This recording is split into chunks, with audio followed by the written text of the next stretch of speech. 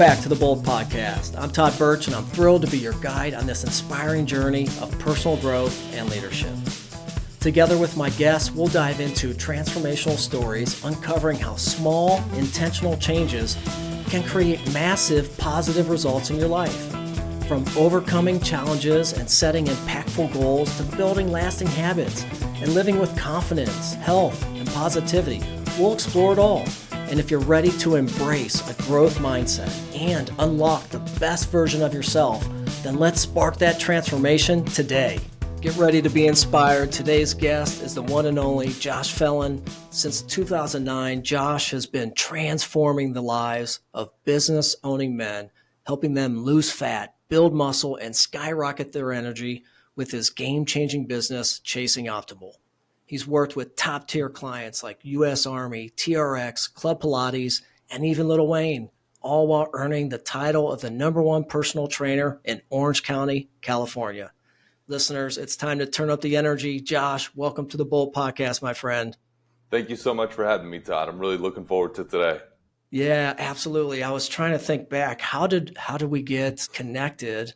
And obviously it was through LinkedIn. And I think it's from, I don't know, maybe you liked something of mine from a content perspective. And then I know what got me was the story of how you met Lil Wayne. I just love that post. Like that just really spoke to me, man. And I'm like, I got to have this guy on the show. Nice. So that's awesome. Why don't we just jump right into it, man? Take us through that story of that guy that invited you to Idea World Fitness Convention, because I think that was it, right? Yeah. So many moons ago, I moved out to California when I was 18. At the time, I just kind of, from New Jersey. And at the time, I just realized, I'm like, you know what? I don't have wife and kids at the time. I don't have anything holding me back. Let me make this huge jump. So I do that. I start working at a YMCA. I'm a personal trainer, teaching group exercise classes. And lo and behold, I meet one of, I think he was only 6 in the world at the time, a master trainer of TRX. And it was through a colleague at work. He brought this guy in. He teaches us more about TRX and stuff. And he's like, hey, by the way, there's this big fitness convention coming up. You guys should think about going. So I'm like, yeah, I'm definitely going. I didn't even have a car at the time. So I rode my bicycle all the way to Anaheim Convention Center, figured out a random spot to be able to put it, walk in, start just trying to talk and connect and just, build some relationships and stuff. And then that sold me on just the importance of being there that first year. So next year I go back with the idea of like, okay, I'm just going to, try to stand out. And I didn't really have a big strategy. I was like, let me try to be helpful and just try to work my butt off, in any one of these classes. Cause a lot of it's, they're exercise classes. So for me, I'm like, cool, that's the one thing I'm good at. Let me exercise really hard, And so, but it worked. As ridiculous as that strategy sounds, it actually worked. And so I stood out. And so that was how I was able to get recognition from Randy Hetrick, who's the inventor and founder of TRX. So during that following year, there's only 3 people out of apparently about 10,000 attendees that went to this convention. Only about 3 of us actually completed what they had as a 40-40 challenge. So that kind of helped open up the door. I got invited to this VIP TRX party afterwards. I go to that, build some more relationships and stuff. And even going into the party, I was like, oh no, we're not going to be able to make it. My name's not on the list. And the 2 girls at the desk, she's like, oh no, that's the guy Randy was talking about. Yeah, you're good. And I'm like, cool, Randy was talking about me? Okay. Oh, yeah, that felt good. Yeah, so I get in the door there. So anywho, fast forward, build these relationships and stuff. And then at one point in time, a friend of Randy Hetrick's reaches out and he's like, hey, I want a TRX instructor. Who do you have in the area? And it was the CEO of 511 Tactical. So Randy gave my information, and then I started doing classes for 7 or 8 years. I was there doing classes at their headquarters, and once upon a time, they were doing this project with Ghost Recon. And in those video games, I'm not a video game guy anymore, so I had no idea about this, but essentially they take real clothes and real brands and they put those things in the video games. So 511 Tactical had all of their bags and gear and stuff in there.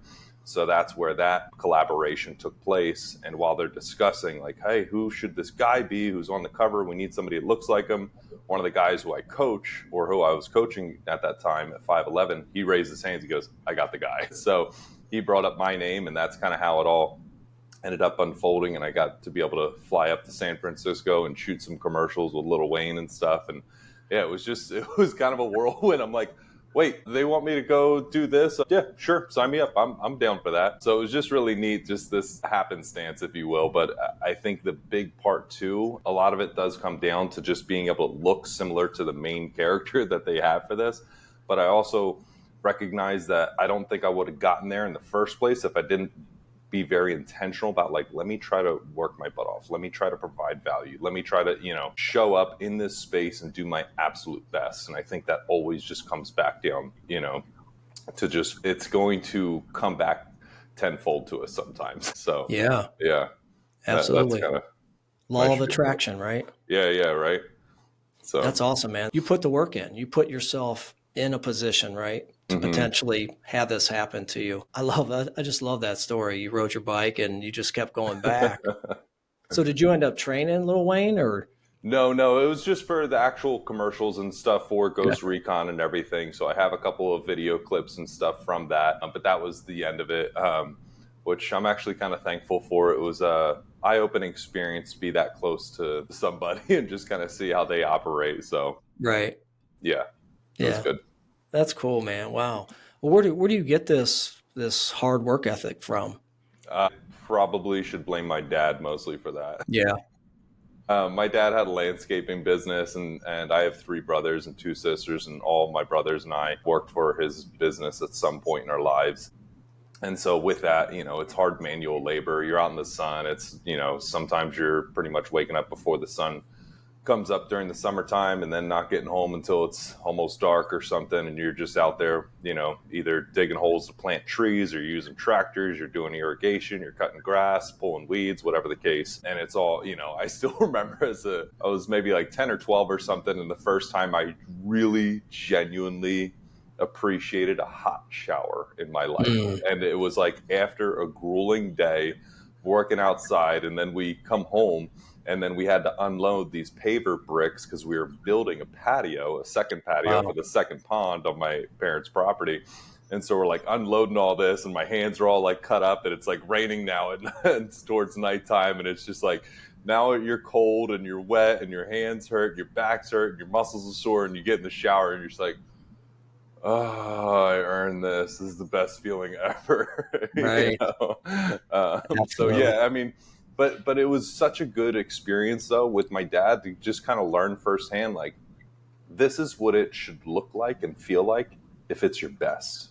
Like there was a sense of like, hey, when you get done this job, you should be proud of how it looks, because everybody's going to be able to see it. And just kind of almost having your work put on a canvas. And that was essentially like the analogy that he would use a lot. He would say, like, weed eating is like the frame around the picture, and then cutting the grass is like the canvas, of like the actual image. And so like everything that you're doing outside of the house or outside of the company's building, so we would have commercial and residential contracts in place, but it's like, that is your work of art, So it's like, let me make this the best it can possibly be based on my 2 hands, So I think that was it just transformed. So now it's like, okay, I'm taking this to my passion of working out and exercise, and let me just try to come up my best, because I know it's going to be received differently depending on the person and the lens that they're using to look through. And some people see somebody doing these crazy pull-ups and they're like, oh, that's so inspiring. And then other people look at it and they're like, oh, you show off. It's like, look, I don't care what you're going to think or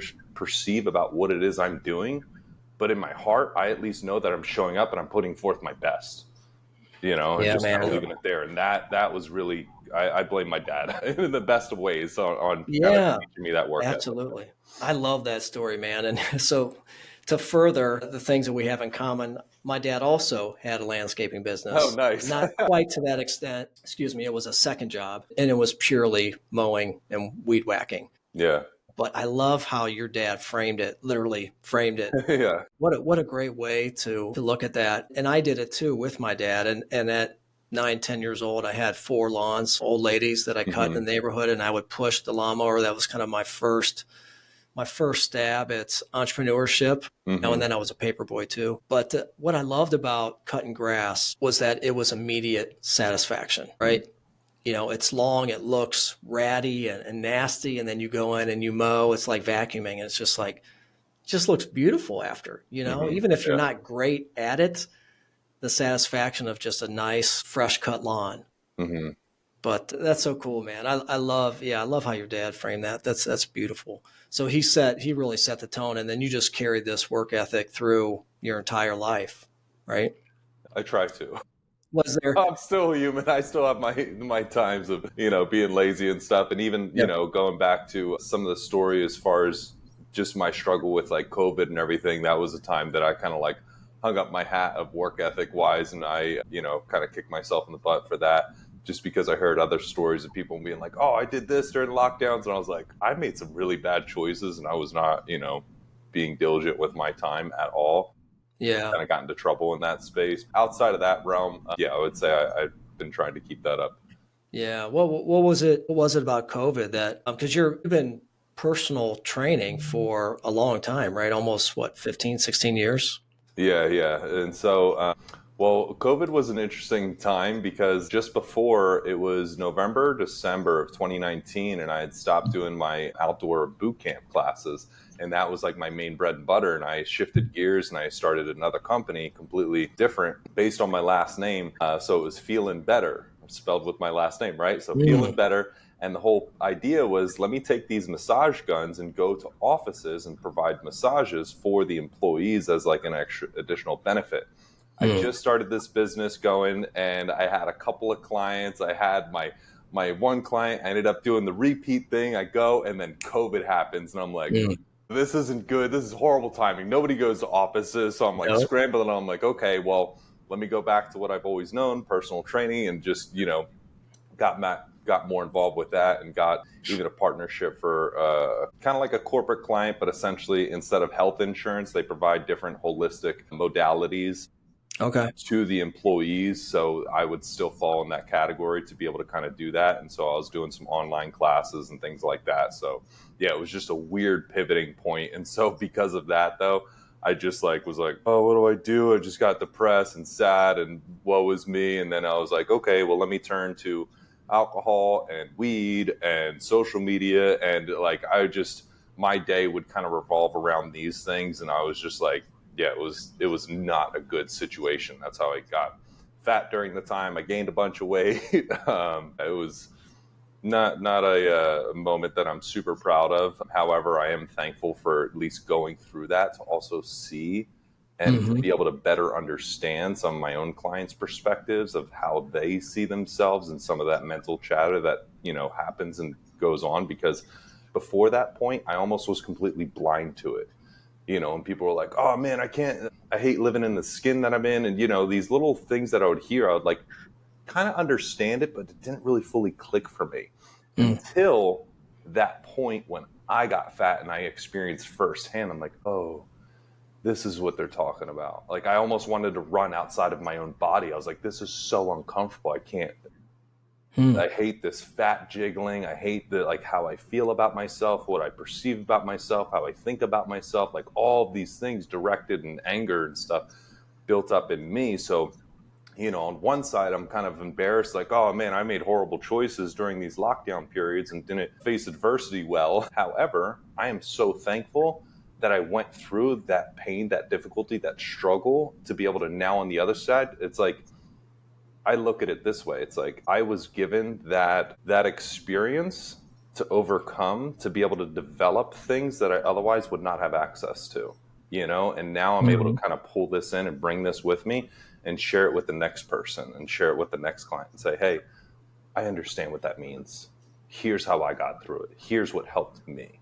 Like I understand it sucks and this is how you feel. However, there is light on the other side, So yeah, I mean, it is what it is at this point. So I just take it and move forward. Yeah, absolutely. No, we talk a lot about that. And in my positive intelligence coaching, we call that finding the gift, Hmm. right? If you dig deep enough, you can find the gift and opportunity in any situation, any scenario. And that's exactly what you did. So you turn that into an opportunity, into an experience that you can then add into your kind of repertoire of, the tools and resources that you're providing your clients. So that's great. Was there Was there a moment during COVID? Was there something that happened that triggered you and said, I just can't do this anymore? Oh, Was there a particular thing where you're just like, okay, I'm done. This is it. uh-huh. I need to get back to the old Josh. Yeah, 100%. I mean, this is where I'd blame it on my sons in the best of ways. Them essentially kind of being that focal point for me to kind of like realize like, hey, I have to focus on what it is that I'm doing and setting as an example for them.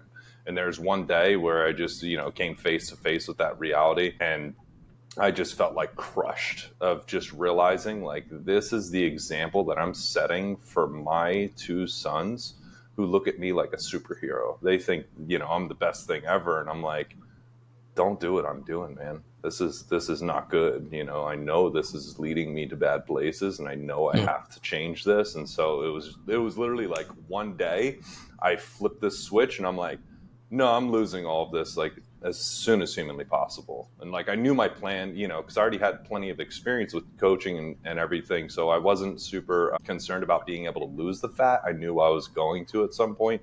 I just didn't have a plan on when until that day. And then I just was like, okay, I'm going to fast. I'm going to wear extra layers. I'm going to change my nutrition. I'm going to cut back on meals. I'm, like just very simplified approach. And it was 32 pounds in 2 months. I'm like, all right, Wow.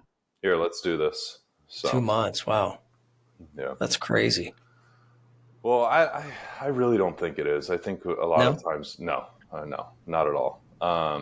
The reason being is because on the most simplistic level, I think we can all agree if you move more and you eat less, your weight's probably going to change, And so I took both of those to probably their more extreme levels, So meaning for the meals, I went from 3, 4, 5 meals a day to 1 or 2. Plus, I also did 3 longer multi-day fasts. Each one of my fasts was at least 3 days. So just out of 60 days right there, you're looking at about 10 days where there's no food coming into the body. And then let's say hypothetically it's 1,000 calories for simplistic math. Okay. 1,000 calories that you cut out each day. In a month, that's 30,000 calories. In 2 months, double it. Like you just start doing the math on it and you're like, oh yeah, that's not super difficult, or you can see that. Plus, when you compound that with like, I'm trying to do the best version of workouts for fat loss.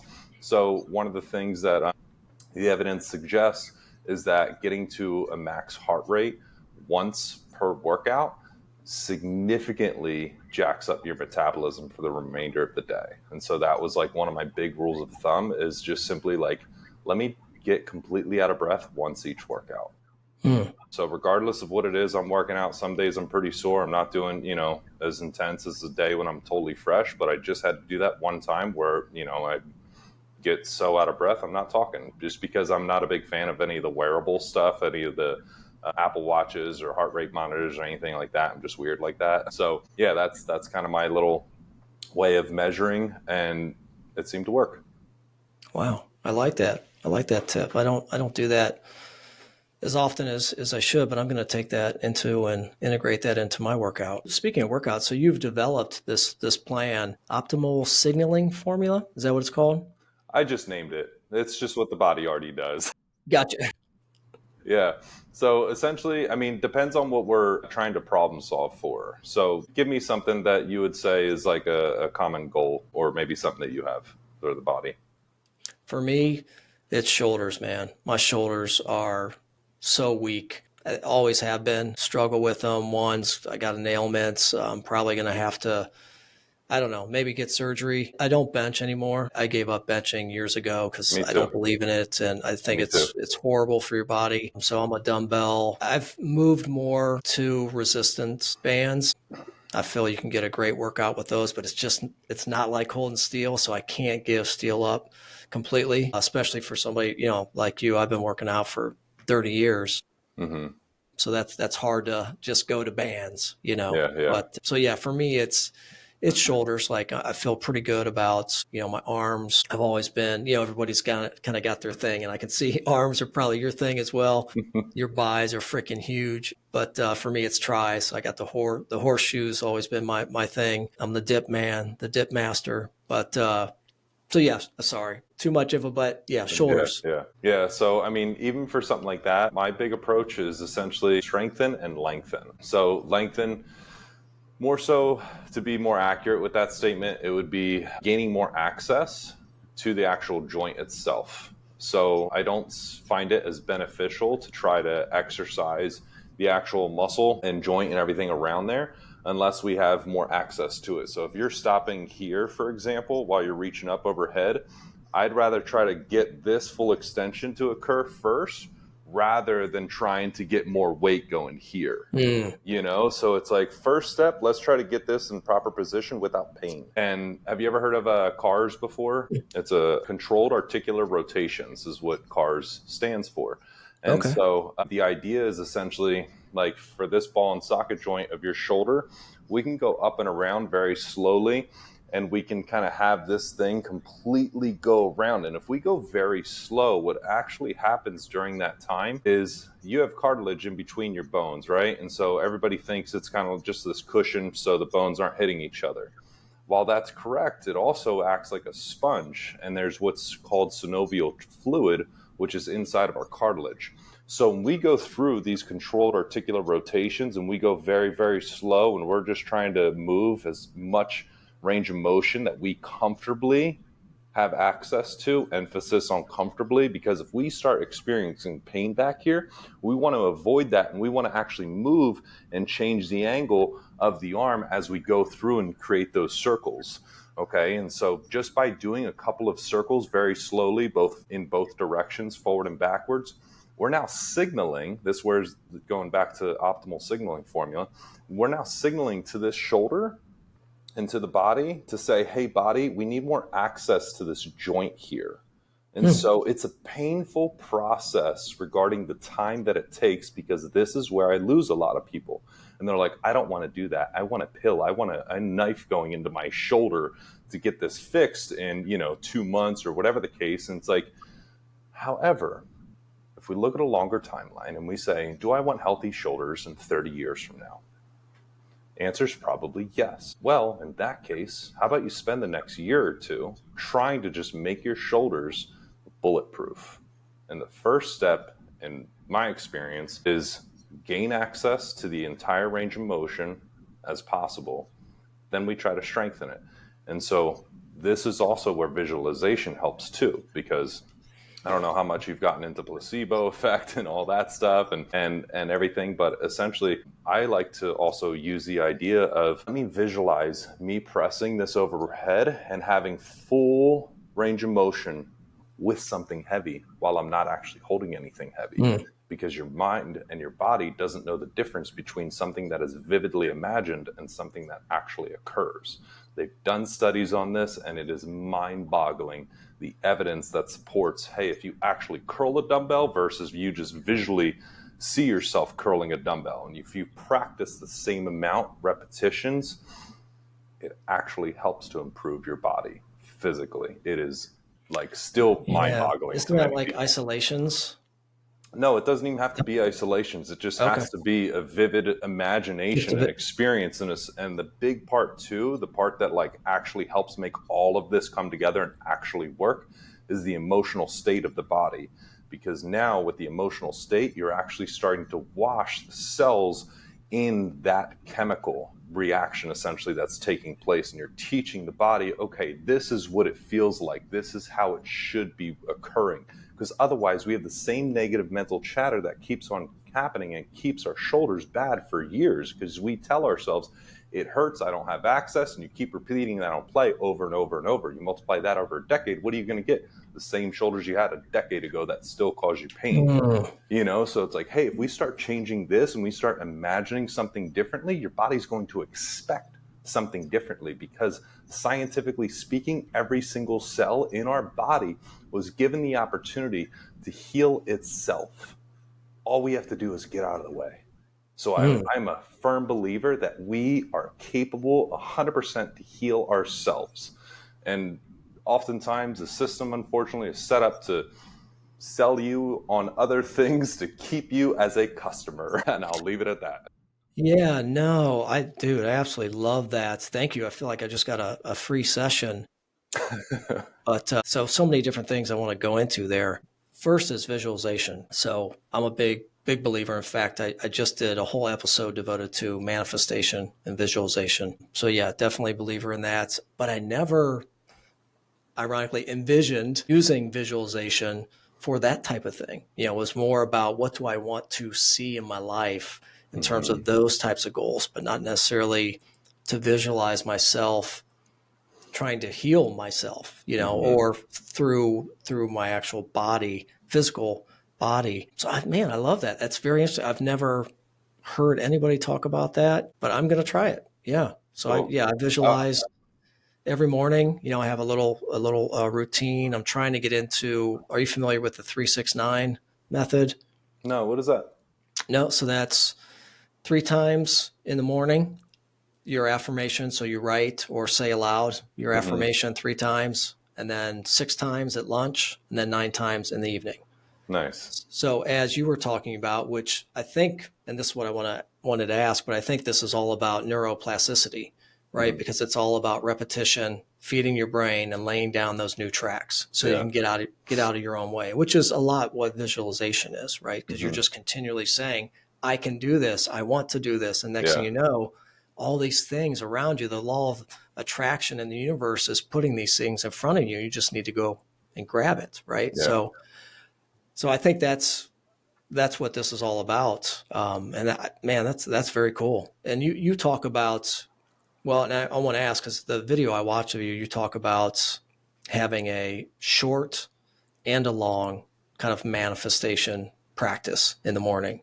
And I thought that was pretty cool, because I'm always thinking I've only really used it for big, hairy, audacious goals, like I want to write a book and I want to do a huge TED talk, but I haven't really thought about, like you said, you want to visualize your day, what you want to achieve that day. And I thought that was really cool. So I don't know, let's spend some time here, because I think it's really important, and it's just coming off an episode where I talked about it.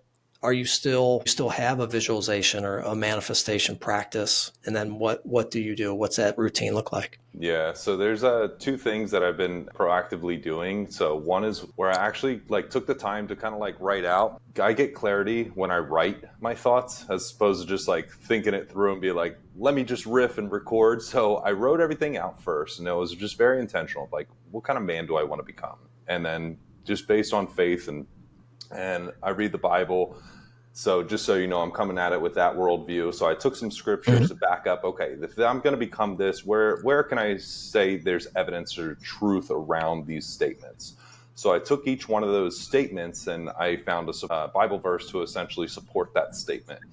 So I wrote all of this down, and then I read it out loud and I recorded it. So each morning when I wake up, I essentially continually try to brainwash myself, and I listen to it several times while I get ready for the day, and I listen to it.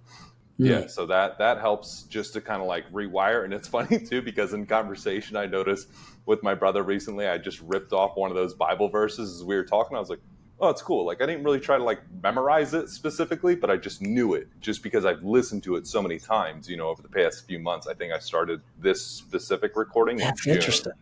So I never thought about recording and listening to yourself. Okay, man, I'm taking down notes here. I'm learning all kinds. Keep going. And then the other thing is nighttime, I found it really helpful. Morning time, I'm still trying to work on just getting that clarity, I guess, just because morning time, I just feel a little bit more fuzzy sometimes, and just kind of frankly lack that discipline, I guess, for visualizing. However, the evening time, it's been really helpful. So what I do is I try to always wrap up my day knowing very clearly what it is that I need to get done the following day. And I've kind of gamified this. Okay. So I have here's my number 1 priority. Here's number 2. Here's number 3. Then there might be some other ones, but usually it's 1, 2, or 3 for the day. That's my focal point. And then I have here all the other ones, and I label them bonuses. Okay. So then before I go to bed, I already wrote this list out when I finish my work for the evening. And I visualize my best self doing each one of those with ease. And I visualize two versions. One, it's super easy. One, most likely difficult, challenging, obstacles, something gets in the way. And I visualize, how does my best self respond in those situations? So one, it's almost like, hey, this is a perfect world. Other one's like, hey, you just got kicked in the nuts by reality. How does your best self respond? Does he try to rip the person's head off, or is he like, all right, stuff happens, let's move on? And it's been really cool to just keep seeing. It's like, even though I might not get my laundry list of things done for the day, it is wild the difference it makes when you keep getting that number one thing done each and every day. My confidence changed, my self-esteem, my perspective, my decision making became much faster, my energy exploded, and I was like, oh my gosh, I have so much, because I'm not bogged down thinking about, oh, I still got to get this done, I got to get this done, because I know those are the most important ones. Those are the ones that are going to move the needle. So by continually focusing on that and visualizing that, now it's like everything got more synced up again, and I'm not living this dichotomy of like, well, I know I should be doing this, but I want to do this because it feels good, it feels productive, I feel busy. It's like, no, let's be real. Like, we want to make progress in life. Yes. What do we have to do? This. Okay. How does my best self look when he shows up to do that? So that's been my visualization practice lately. But yeah, I'm not good with doing it in the morning though. I still haven't mastered that one. Yeah, no, it is tough. It is tough. Well, let's talk about morning routine. So I listened to the one show, and you said are you in the 5 a.m. club? 4:40 these days, but yeah. Okay. So yeah, that's an early club. I'm in the 6 a.m. club. I don't know if you're familiar with the book by Robin Sharma, 5 a.m. Club. Yeah. That book changed my life. So I had a very shitty morning routine for a lot of years. And I'm like you, I would consider myself a very optimized person, right? I'm tracking 20 different things, habits, really everything in my life, kind of nerded out about it, but I love it, and it helps me stay on track, stay on track, stay aligned, and be the best version of myself. But my morning routine sucked. And the first thing I would do would be to go right for that damn phone. And once it got its claws into me, and I was done, right? Yeah. I was sabotaged. And then the pings, the dings, the likes, the shares, the emails, the texts. And then I'm heading into work, and I'm already in the zone, right? No time for me. And then when I read Robin's book, I'm like, oh my gosh, I need to try this. So last summer I did. I'm like, okay, if I can coordinate James Clear, and I've seen it myself, I can do this 21 days. I can make it a habit, right? And I did. So I love it. So I start off my morning with, I walk the dog. So we have a little dog. I walk him. It's, maybe 5-10 minutes. Bring him back in, then I go back out. Well, I'm in the Midwest, so right now I'm not going back out. It's 10 degrees and snow, but in the summer, the nicer months, I'll go back out for a 15-minute walk. No music, nothing. I just want to be one with the sounds of nature. And it's great because early in the morning, there's nobody else up, right? So usually it's just me. No cars, no people, nothing. And then I come back, and then I have kind of a meditation practice, and that could be 5-10 minutes. And I start off with a light prayer, gratitude practice, and then I go into 5-10 minutes, and not woo-woo or anything, crazy. I'm just being one with myself and in a quiet time. I might do it on my deck in the summer months, and I hear the birds waking up with me, and it's really kind of surreal, but just calming my mind. And then now I'm starting to habit stack on top of that some visualization. Some manifestation. So what do I want to see in my life? And now I'm going to try really getting that clarity for my day, because I've never really done it like you said. So anyhow, that's kind of my practice, but I highly recommend that. I'm probably going to do a whole show on just a morning routine, because it changed my life. And what it allowed me to do too was I have a young daughter. She's 13, and my wife would take her to school. And, so I would go to work, and I come home, I work late. I may only have like an hour or two with them during the school year. And that was it for the day. It's like, oh my gosh, I hardly see them at all. And then by changing this up, I'm not thinking about work. I'm not sucked in from my phone. It's about me time. And now I'm taking my daughter to school, and it's like a 7-minute drive, but I'm getting just a little bit of time with my daughter, and I pack her lunch. And so it's just I wouldn't call it a small shift. This was a big shift, Yeah. integrate this morning routine, but it literally changed my life, and it can for others. And when I speak, I always say, like, don't get right to that phone. That is like the worst thing in the Hmm. world. And if you use that for your alarm, go buy an old school alarm. Don't use your phone. Like, don't have a reason to pick that thing up first thing in the morning, except to take it off the changer and then just flip it back over. So anyhow, sorry, I've kind of riffed and went on my own there for a minute, but very curious to hear about your morning routine. I know. So you get up early. What do you do? Well, mine's been like all over the place for the past few years, actually, just because I used to be very rigid with how I approached it. And so my thing was like, let me try to optimize it. And I'd get my journal, I'd do my meditation, I'd jump on my spin bike, or I'd do cold plunge, visualization. I was all over the place, right? And sometimes, I had the luxury, and it would be sometimes a 2 hour, 3 hour morning routine, or Oh boy. sometimes a full hour. And this is, over the past of 5+ years, right? And so it Sure. just kind of depends on the season of life. So I was very rigid in how I approached it. And I was like, let me make sure I do all of these things every single day, Mm. right? Mm. And then if I didn't, I beat myself up. And then if my Uh, day wasn't good, and then I was like, oh, this sucks. I didn't get my morning routine. Grr, I'm angry at everybody and me and whatever. And yep. it would take me off the deep end. And I'm like, this doesn't really seem to be working, as far as like the optimization, the mindset, the energy, because like at the end of the day, I think those things are all valuable. I think they all have their place. However, I think we also need to start with the question of, what are we trying to optimize for?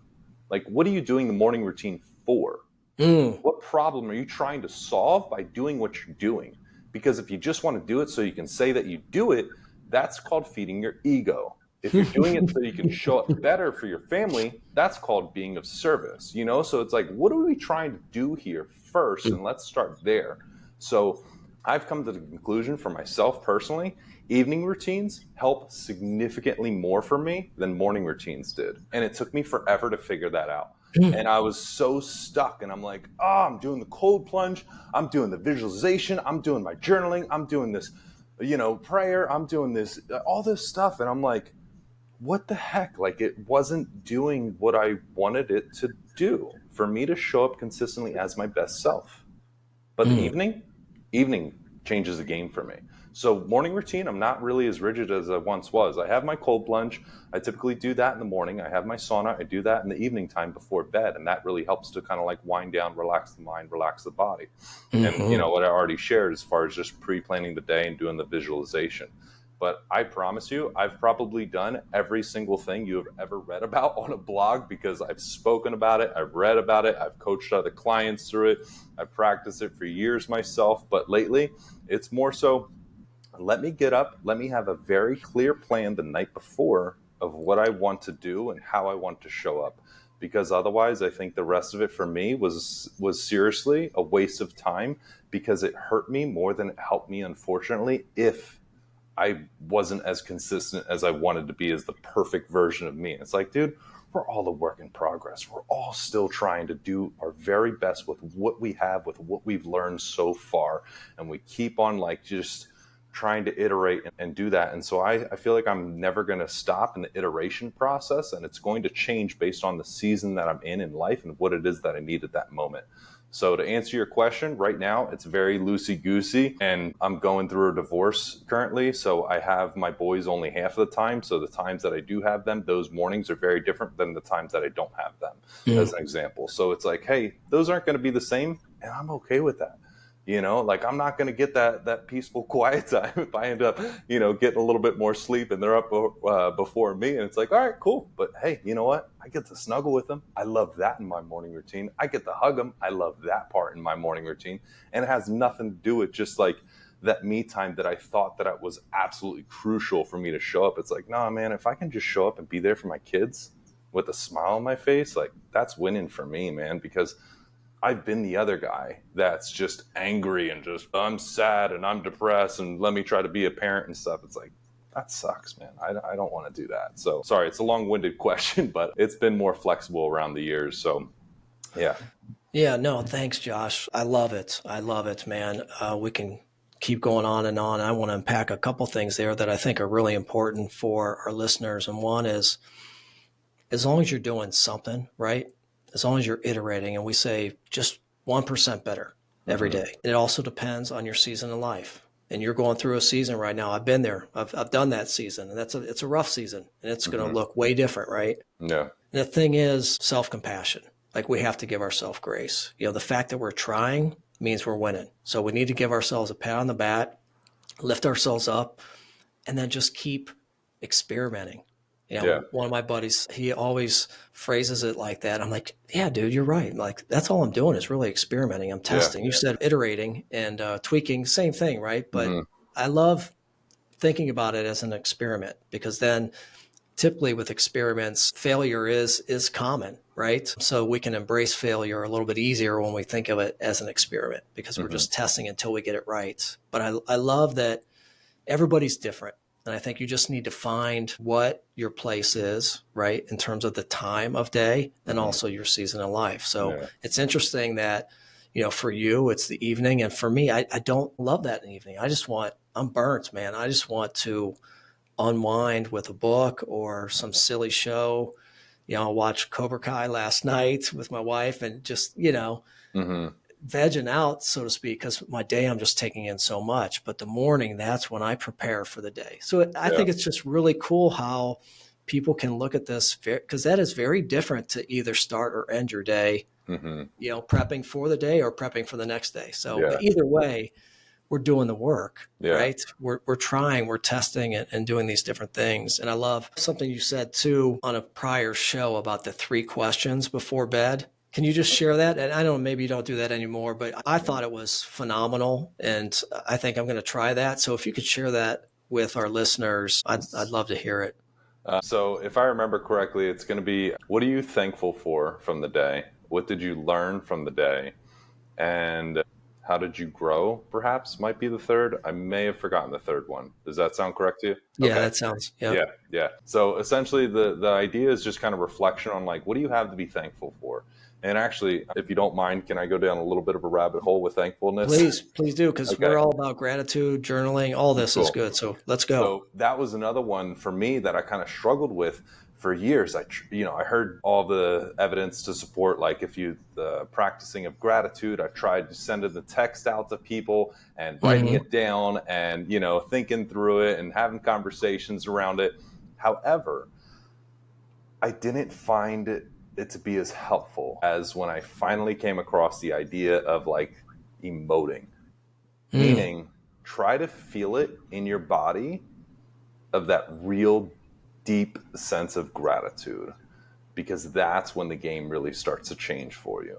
Because otherwise, if we just say it and you're like, oh, I'm thankful for a roof over my head, I'm thankful that I have clothes in my closet, I'm thankful for food in the fridge, like, nothing changes for you. You said those things. You can try to convince yourself that you believe those things, but when you actually feel it, there is a physiological response that takes place in your body. Just like when we get excited, when we're aroused, there's blood that rushes to a particular part of our body, and that part changes. Same thing happens with our heart. So when you actually emote gratitude, your heart physically gets bigger, and the chemicals are released from this area of our body that help us to actually feel that. Like, when you have tears of gratitude, that's a chemical and physiological response that occurs inside of your body. And so for me, that's what helps so much to really change and to actually help, like, rewire my mind to now look for more things to be grateful for. Sure, it can be helpful with repetition. I believe repetition is very important. Repetition is the mother of skill, as others have said. However, I found the practice of actually trying to emote that to be just off the charts difference-wise for me personally. So yeah, that was a big one that I've discovered. So those questions in particular help you emote. Is that what you're No, saying? no, not necessarily. Just Okay. those questions were helpful at the time, when my ex-wife and I were practicing them, and it was just kind of to look for the bright spots in the day, just because it's easy to kind of get bogged down between kids and work and all the other responsibilities you juggle. You just kind of go at the end of the day like, we made it through another one, as opposed to being like, okay, well, How do we grow? How do we get better? What did we learn today? What do we have to be thankful for? Because now we're reflecting on what are the bright spots from today? What can we take away to bring with us into the next day that improves our lives, that improves us, that improves our family? So I think that was kind of where it all kind of stemmed from. But yeah, just on a personal note, I've noticed the emoting of gratitude to just significantly help way more. Yeah, I've heard some of the same research, and it's interesting. I'll have to dig into that a little bit more. Like, how do you truly get to that point? I think that's going to be different for a lot of people, right? But yeah, if you can get there and truly feel it from an authentic point of view, then that's going to go a lot further. Can I share how what my shortcut is?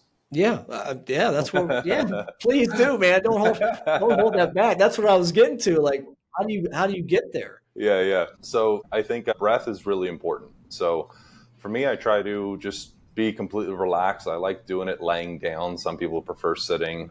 Just be somewhere comfortable is my 2 cents, though. Get very comfortable. I lay down. I focus on my breath. Those are the first two things I do first. Okay. So I just go very, very slow, take big inhales, big exhales. That's all I'm trying to focus on. I'm not thinking about gratitude, not thinking about yesterday or anything. That's the goal. So slow, deep breaths, usually by 10 or 20. Now, with that pace of my breathing, I've also changed my brain waves in real time. Okay, so now my brain actually starts to respond differently, and I'm not necessarily in sleep mode quite yet, but I'm kind of getting closer to that range while still being actively awake. So when we start to slow down our breathing, we are able to slow down our brain waves. From here, what I like to do is use a more recent memory that I can genuinely feel thankful for. So I kind of cheat with having my boys are 5 and 7. So I usually just try to think of a time where recently hugged, something special, whatever. And I can genuinely like feel that in my body. Like, man, I'm so thankful to have this. So I take a very real recent thing that I already have gratitude around, and I just try to focus and amplify that. So that's where I start. So relax, breathe, focus on something recent that you genuinely can feel grateful for. Now we're going to try to hold on to that feeling, and then we apply that to something new. So now I can start feeling gratitude for me actively showing up tomorrow as my best self, as an example. So now I can take something that's already occurred. My body knows, I've already taught my body this is how it feels. And I'm just trying to bring that into another event, so to speak. So that's kind of my practice. Yeah, I think that's a fabulous idea, and I think too when you take that approach, you could probably visualize. If it's a recent event, right, you can actually visualize, like you said, yourself snuggling or cuddling your boys or giving them a kiss on the forehead. You know what I mean? Like, Mm-hmm. and I think if you can visualize that too, it's going to have a stronger impact. Yeah. Yeah. It's definitely been helpful. Dude, so many nuggets. My gosh, so many nuggets. Man, where do we go from here? So, you like living out in Orange County? Are you in Orange? Yeah. I'm in Newport Beach. Yeah. I like it. Okay. Yeah, because it's a little It's different than New Jersey. for sure. For sure. Yeah. One of the things that's funny, there's a restaurant down by the Newport Pier, and it always has like these little signage where they change the letters out. So every so often they'll swap them. And one time it said, this was in January, it said, SoCal has 2 seasons, summer and kind of summer.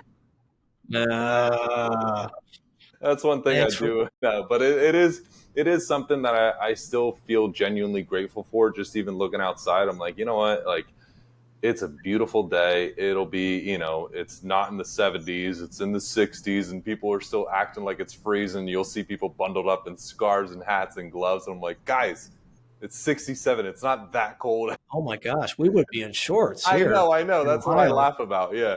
And so, but then, you have more active people that are out riding bikes or out running shirtless and stuff. So you get a mix of both, but it's just Hmm. nice, man. Like I like to time it up. If my day and my schedule works out, I like to go when it's like really low tide and go for a run on the beach, because then it's just like super flat. And especially this time of year, there's not really a whole lot of people there.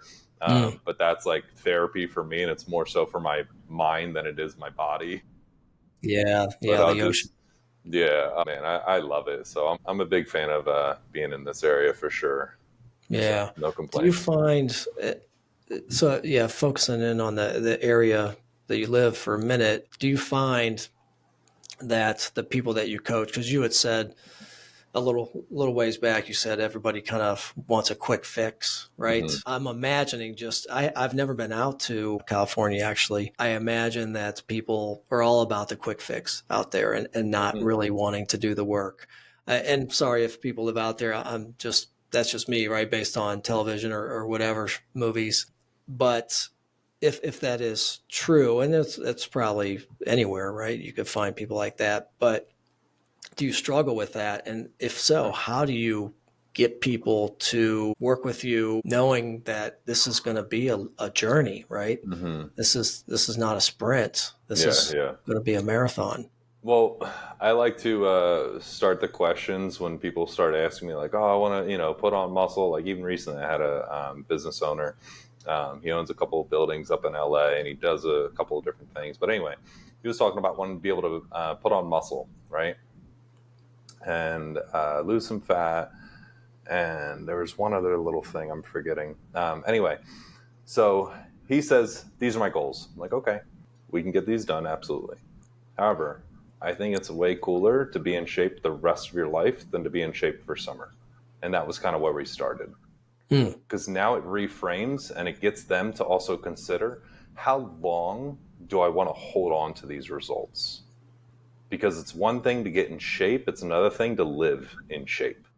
Mm. And I'm like, it's a completely different mindset shift, Mm. and it's a completely different identity that the person has to then take on, because it is so challenging for a fat individual person who just simply carries around a lot of fat. Just to be clear, I'm not trying to be derogatory, like any, offend anybody, but however, if somebody has a bunch of additional weight and they want to consistently work out, one of the reasons in my experience why I think it's so challenging is they don't see themselves as somebody who has consistently ever worked out because they've never done it before. So it's hard for their identity to be able to shift and to see themselves as this is capable. So the way that I usually like to start people is essentially like, let's start very, very small, almost embarrassingly small. So you feel like an idiot if you don't keep to your commitment. I'm Mm. not talking about like, hey, get to the gym every day. No. I'm talking about do something that takes you 2 minutes or less. And then here's the tricky part that's kind of a mind F for some people. And that is try to genuinely celebrate after your small win, because that's what essentially your mind needs to want to seek out that activity again for you to do that. Because otherwise, if you do it and you're like, that sucked, I don't want to do that, that was hard, I'm sore, whatever, guess what? Chances of you doing it again are very close to zero. But if you celebrate it and you genuinely feel like, man, I'm doing it because I'm headed the right direction, guess what? Now we have a much better chance of winning. Because the first thing is like, let's get the direction course corrected first, then we can add speed. So that's kind of the big part, is getting people to kind of like shift around, like, how long do I want to keep these goals, and live this way, and who do I need to become in order to have that? Mm. If we can get those two together, we have a winning combination. Yeah, I'm with you on that, brother. That's good. Yeah. Yeah. So that's how I kind of try to approach that. Yeah. Small shifts. Mm-hmm. And I think if we can just start to visualize that and get out there and just try it. Once you get that first one, right? And you're talking about the habit loop that James talks about in Atomic Habits, right? You get to that Mm-hmm. reward and you can get that 21 days and boom, man, it's just automatic default. And now you can start to build more habits, right? Take it longer or another habit. Have you checked out Tiny Habits by BJ Fogg by chance? Yeah. Okay. Yeah. I haven't read through it, but a lot of people mention that. Or even James, I think, refers to that research in Yeah. his book. So there's one good thing I really liked about that, and he talks about just because I hear it all the time, people are saying 21 days, 21 days. However, one of the things that they came across as far as the experiments they had done is they found out it helped to solidify the habit better based on the emotional response of the individual. So meaning, it's not as imperative that you get 21 days. It's more important and it has more profound impact if you have a really positively charged emotional experience. So if we can amplify that, now your brain wants to seek it out again, and you have this like innate desire to go and make that occur again in your life. But without that, and if you just keep on trying to tackle the actual action, they've found that sometimes it can take you over 300 days, depending on what the habit is in the person. So it's not necessarily like, okay, 21, you're good, you got this, you're going to be able to do it in your sleep. It's like, if you work on that emotion, you could probably do it even faster in 21 days. Interesting. Right? Yeah. Emotional response, I think, is a big thing that isn't talked about enough. It dramatically changes performance and behaviors of humans. Yeah. You've actually talked about emotional response or emotions in general several times in this session. So that's interesting. Yeah. There's a lot there. EQ. Yeah. Emotional intelligence is absolutely huge. Yeah. I mean, if you think about it though, too, some of the biggest decisions and stuff, they're not necessarily logical. Right. It's not by reason that we come to these conclusions and then we change our behaviors and actions. It's like, no, it's very emotional, So if we can start to kind of like get a better harness or rein in those emotions and not necessarily, control them, because I think there is, a lot of importance in being able to feel those things when necessary and stuff. But if we can start to just kind of be a little bit more, what's the word I'm searching for? Intentional. Yes. Thank you. Intentional. Yeah. That's my word for the year. So I better remember that. Perfect. There you go. So yeah. Cool, man. Dude, this has been so good. I've learned so much. That's what I love about podcasting. I'm so glad that we connected on LinkedIn, however we did. Too. But man, you have so much knowledge.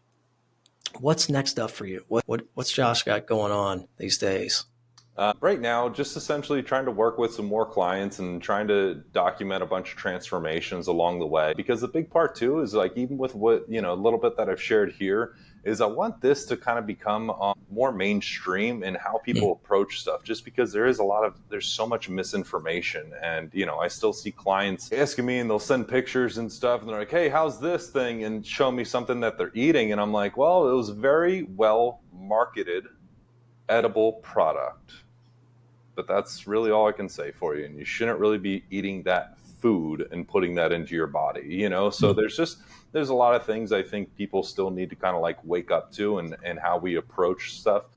The basics and fundamentals are never going to go away in regards to the sleep, nutrition, and the movement and stuff. But I think there's other stuff as far as, the visualization and the amplification of the emotions and stuff that also need to be integrated in how we approach this. So this way we can really be optimal, and that we can actually show up as our best selves, because that's what everybody at the end of the day is trying to do. I used to work with people that just your average population, if you will, and then all the way up to people that have multiple houses and just ridiculous amounts of wealth and stuff. And I can tell you that they all deal with the same freaking problems across the board. We're all humans. We all have our insecurities. People still are out of shape. They want to get into shape. They have relationship problems. They have, all sorts of things. And it's like, we're all just still trying to like hodgepodge and put this stuff together the best that we know how to. And one of the things I've discovered on my journey that I think reigns true so far based on my testing of it, but by the time we get to 40, somebody else said this and it just stuck with me. So I think there's some truth to this, but he said, by the time we get to 40, most people have only really gotten good at one or two things.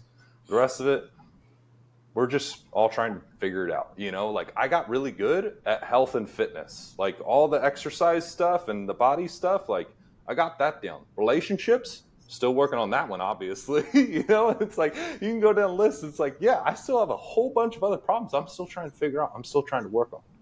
But I got this one, and my job, my duty, my responsibility as a human, let me share that with other people. Let me provide the value to be able to bring that to the table and to help solve their problems.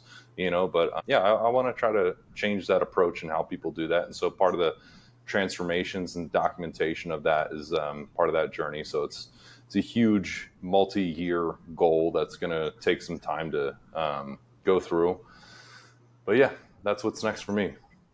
That's awesome. What about for you, Todd?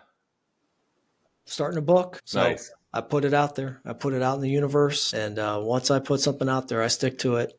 Nice. So manifesting it, visualizing it, it's starting. It's happening. Nice. I'm starting to document and research and pull it all together. And it's been fun, man. It's a big hit of dopamine, when I need, I just and start thinking about that book. So the concept, everything is all coming back to curiosity for me. Good for you. That's probably what it'll be focused on, and tapping into that inner child that we all have. So yeah, man, I'm excited. I'm just loving this. I'm loving meeting, new people like yourself, hearing about your journey, learning along the way, and then sharing this with our listeners, and just trying to help people be the best version of themselves, right? But it all starts, unfortunately, they have to make that choice. But if you can just start small, one thing, like Josh says, and really get into it and manifest it, pour your emotions into it and celebrate in a true, authentic way, then you'll be on your way. Agreed. Yeah. Good, man. What type of clients are you looking for? Anything in particular? Is there an avatar? Business owning men is kind of my focal point. Like I worked with Miss Oregon to prepare her for the Miss America pageant and stuff. And it's just something that, like, stuff like that, as silly as it sounds, I don't talk about too much, just because I'm like, well, it's not really who I'm going for. I'm like, right. I still have females and stuff sometimes. And even recently I had somebody reach out almost angry about it. And she's like, why not females? You're missing half the market. And I'm like, well, there's still a lot to be made on the other half, I was like, also I identify too as like being part of that. So I really understand their problems very well, I'm like, right. I've been through many of those struggles and stuff, and I understand the time crunch. And that's why my approach is like, hey, let's give you more time back in your day instead of taking time out of your day. But yeah, business owning men, those are kind of like my favorite people to work with. And I think a big part too is also they already have that growth mindset built in. Like if you're an entrepreneur and you're going after stuff, like your mind is definitely wired differently than from the general population in my experience. It's like they see things a little bit differently. They know stuff is going to take a little bit longer. They know the cost. They understand the risk behind these things, and it's just like their mind already has to do that all the time for their business and stuff. So with here, we're just trying to reroute that energy and that focus to their body. Gotcha. Yeah, absolutely. All right, Josh. Well, this has been great, my man. I appreciate you. If you could leave our listeners, just drop one last nugget, quote, or some piece of wisdom, what would you want to leave with? I would say don't underestimate the power of starting small. Direction is way more important than speed if you're trying to change any area of your life. Depends on where you're at, the season you're in. But if you can just focus on what's that next smallest step that you can do and celebrate that, you're going to start in the best of directions for you. So that would be my 2 cents. Is just focus on that direction. Speed will eventually follow. Amen, brother. That's it. Thank you so much, Todd. I appreciate it. Yeah, good having you, brother. Thank you. Thank you for listening to this episode of the Bolt Podcast. You're on an inspiring journey of growth, transformation, and joy, and I'm honored to be a part of it. If you found this episode valuable, please share it with your friends, and consider leaving a review. It means the world to us. For show notes, resources, and to subscribe to the weekly Motivational Monday newsletter, please visit toddbertsch.com. And don't forget to follow us on social media @TheBolt with Todd B for more inspiration. Remember, real change doesn't happen overnight, folks. Start small, stay consistent, and watch as your growth unfolds. See you next time.